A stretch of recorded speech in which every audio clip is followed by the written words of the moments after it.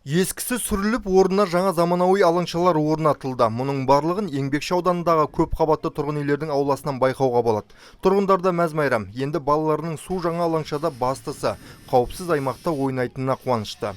Үкімет тарапынан өте ризамын. Мынау балалар алаңы селді, мына жақта үлкендерге тренажерный зал селді, сапасы өте жоғары. Мына балаларға да жақсы болды. Өте мынау керемет жасалған. Балаларымыз енді көбінесе стадионға ойнайды, футбол ойнап, футбол алаңы бар, ана жақта, ар жақта. Сол жақта ойнайды, бұл жақта ойнамайды. Қазір енді бала шағаның көп сөздеріміз. Осында бәрі. Сондай-ақ алаңшаларға қойылатын ойын элементтері балалардың жасына лайықталған, яғни кез келген келіп отыруына жол жоқ. Әрқайсының өзі белгіленген жас мөлшеріне қарап пайдалану қажеттілігі бар.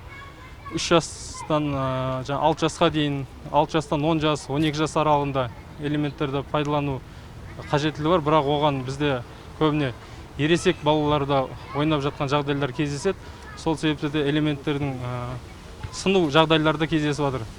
Осы жағдайларды болдырмау үшін біз тұрғындардан сұранатынымыз, осы тұрғындардың игілігі үшін істелініп жатқан осы ойын алаңдары элементтерін күтіп ұстап пайдаланса деп сұранамыз. Аудандағы ауылдарды абаттандыру мемлекеттік жекеменшік әріптестік аясында іске асып жатыр. Күрделі жөндеуді қажет ететін 111 ауланың қазіргі таңда 64-і көріктендірілді. Сонымен қатар 6 ашық спорт алаңшалары да бой көтеруде. Біздің аудан бойынша жалпы 630 көп қабатты үй болатын болса, соның бүгін биылғы жылдың басына 111-і абаттандырудан өтпеген еді. Ал 18 көп қабатты үй бар, оларды біз абаттандыру мүмкіншілігіміз жоқ, себебі ол үйлердің жанында үйіргелік аулалары жоқ.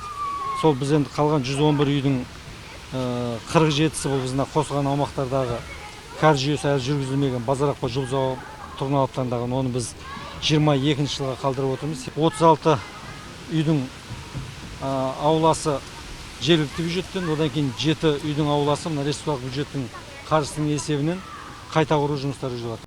Айта өтейік, Еңбекші ауданында балалар ауласын абаттандырумен қоса аулааралық текпішектер де жаңартылып ел игілігіне берілуде. Жалпы аудан бойынша 72 текпішек болса, оның 8-і қайта жөндеуден өтіп жатыр. Нұрлан Пайызов, Нұрланбек Саидов, Саят Асанханов, Нар Ньюс.